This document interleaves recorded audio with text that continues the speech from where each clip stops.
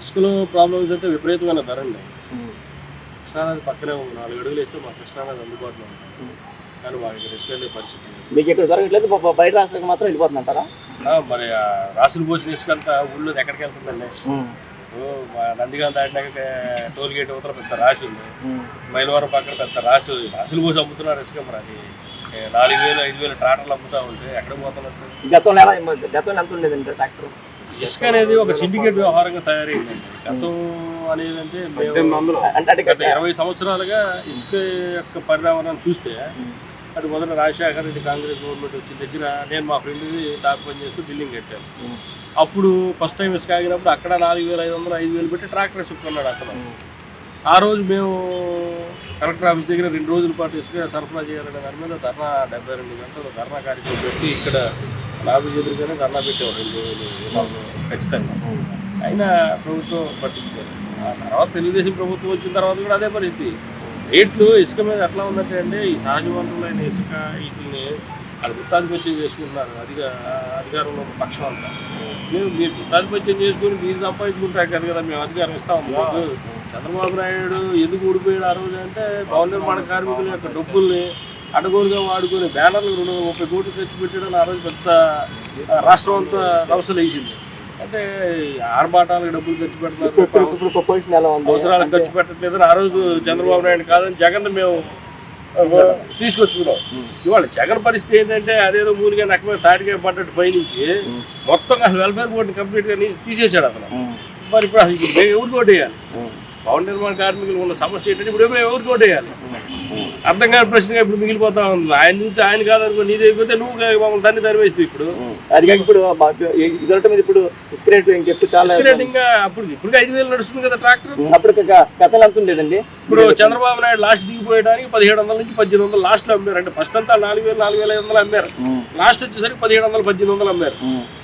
ఇక్కడ దారుణం ఏంటంటే జగన్ రెడ్డి ఎలక్షన్ నోటిఫికేషన్ ఇచ్చినప్పటికి మందు ఇసుక 2 ఒకేసారి ఆగినాయి. ఒక్కరోజు ఆగినాయి 2. మందు ఇసుక జగన్మోహన్ రెడ్డి ఎలక్షన్ నోటిఫికేషన్ లో ఒకేసారి ఆగినాయి. మందు 2 రోజుల్లో కొత్త రూపాంతరం చెంది వచ్చేసింది, కానీ ఇసుక ఇప్పుడు రాలా. కారణం ఏంటంటారు?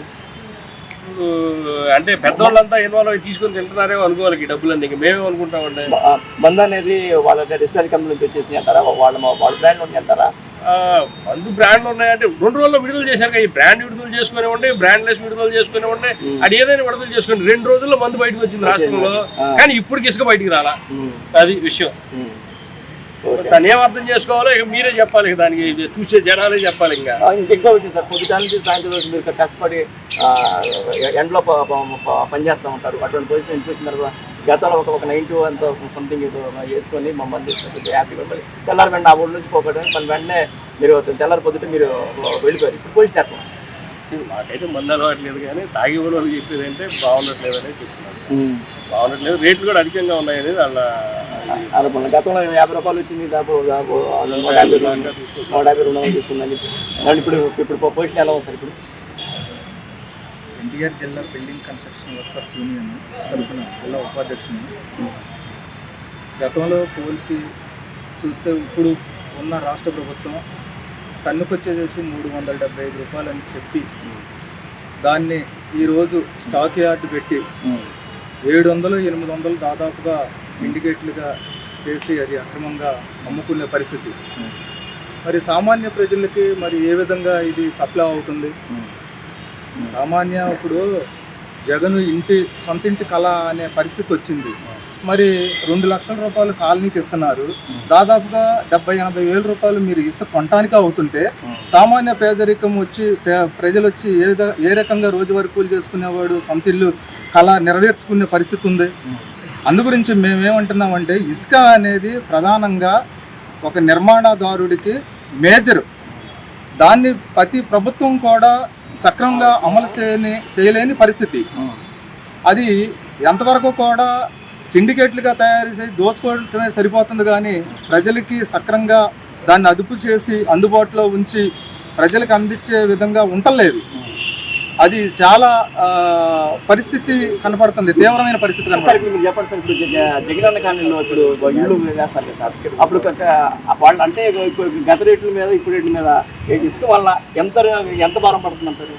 దాదాపుగా 2,000-2,500 దాదాపుగా భారం పడుతుందండి. టన్నుకి? అవునండి. ప్రజలకి మరి టన్నుకి 375 రూపాయలు అని చెప్పి మరి ఈ రోజున అది 700-800 రూపాయలు అమ్ముతున్నారు. మరి అది సక్రమంగా అందే పరిస్థితి లేదు కదా.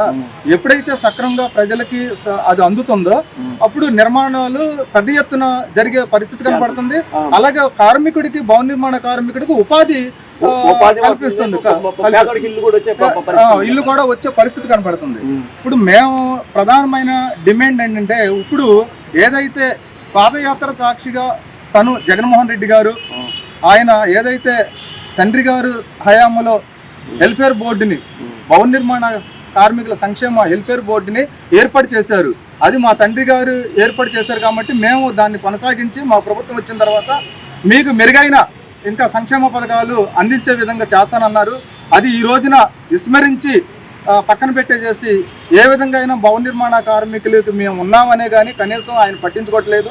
ఇప్పటికైనా రాష్ట్ర ప్రభుత్వం జగన్మోహన్ రెడ్డి గారు చొరవ తీసుకొని ఏదైతే 12 జీవో నెంబర్ 12ని 14ని తీసుకొచ్చి మరి అక్రమంగా డబ్బులు తరలించుకెళ్లారు. అవి ఏదైతే సంక్షేమ బోర్డులో మళ్ళా నిధులు ఏర్పాటు చేయాలని, అదేవిధంగా సంక్షేమ బోర్డు పథకాలు అమలు చేయాలని. ఇప్పుడు ఎలక్షన్ టైం వస్తుంది. ఇసుక మరి గతంలో 3 నెలలు ఎలక్షన్ కోడ్ ఆగిపోయింది. కొత్త పాలసీ తీసుకొస్తానని జగన్మోహన్ రెడ్డి గారు రాష్ట్ర ప్రభుత్వం వచ్చిన తర్వాత కొత్త పాలసీ తీసుకొస్తానని మరి అక్కడ కూడా 3-4 నెలలు వెనకబడిపోయింది. అప్పుడు రోడ్డు మీద పడిన పరిస్థితి కనపడింది. ఇప్పుడైనా సరే ఎలక్షన్ టైంలో కలెక్టర్ గారు చొరవ తీసుకొని తన ఎంఆర్ఓల చేతుల ద్వారాగా అదిని ఇసుకని సప్లై చేయాలని, భవన నిర్మాణ కార్మికులకు ఉపాధి కల్పించాలనేది మా బిల్డింగ్ కన్స్ట్రక్షన్ వర్కర్స్ యూనియన్ తరఫున డిమాండ్ చేస్తున్నాం. ఆ రోజు ఇసుక లేని తరంలో 70 మంది భవన నిర్మాణ కార్మికులు ఆత్మహత్య చేసుకుని చచ్చిపోయారు.